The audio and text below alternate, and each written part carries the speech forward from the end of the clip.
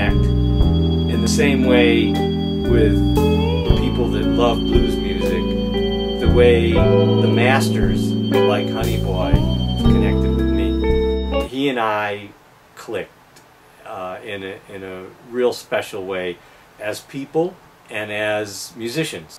If I've accomplished anything, there's nothing that I'm more prouder than to have gotten the nod more than once when I sit and play with Honey Boy, and the man has looked over at me and he's looking at what I'm playing on the guitar, and then he looks me in the eye and he gives me one of those, and that sends chills.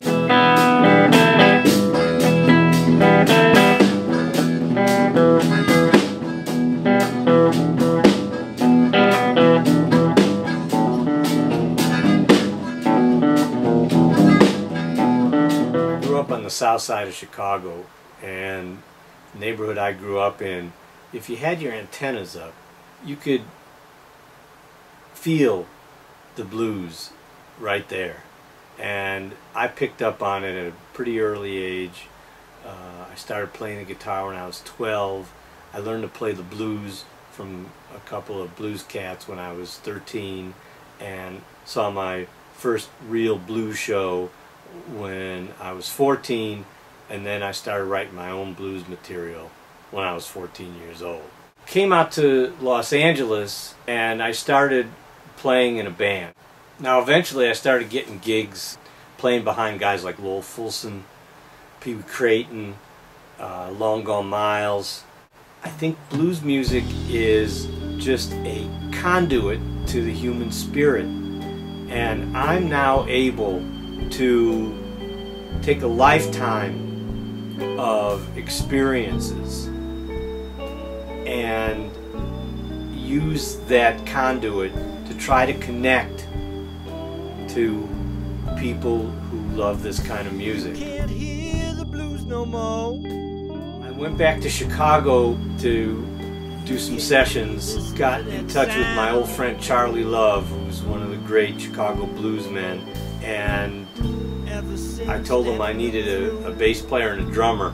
Okay, well, the drummer's name is Tim Austin and the bass player's named Orlando Wright. And I went, Charlie, you mean like Buddy Guy's rhythm section? So, sure enough, those guys are playing on my record as well as Charlie.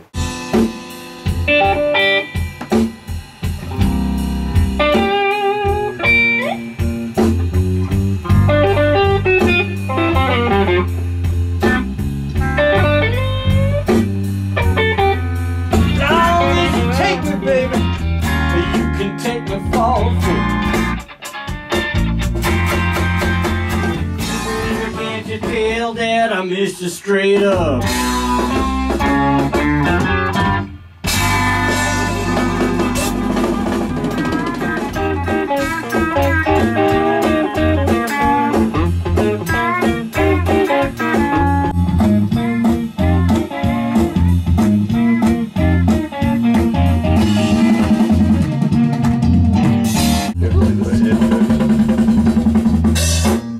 Yeah! Had the opportunity on a couple tracks to work with the great Bruce Botnick, who one of my engineering heroes, since he's the guy who engineered Paul Butterfield Blues Band for Elektra Records, and he's probably better known for being the producer of The Doors.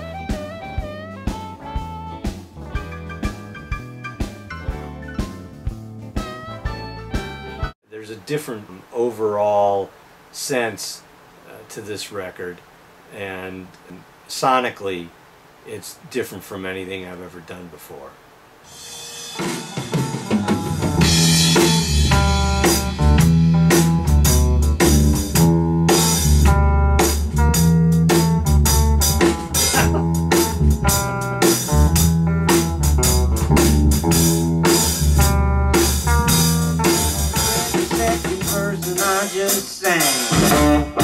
You know it goes one more time.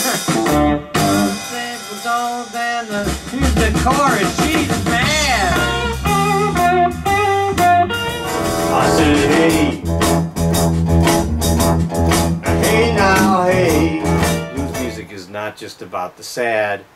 It's about the happy. It's about the trying times. It's about the good times. It makes people want to dance. It makes people want to sit down and listen. It's powerful. I had a chance to meet so many of the originators and masters of the blues and play with them or share a stage with them. And from Muddy Waters to Lowell Fulson to Pee Wee Crayton to David Honeyboy Edwards, the one thing that all of them at one point or another said to me in their own way was, keep doing what you're doing. And with that kind of support and with their kind of legacy and the stamp that they've already made on the world, there's no way that I can't keep doing what I'm doing.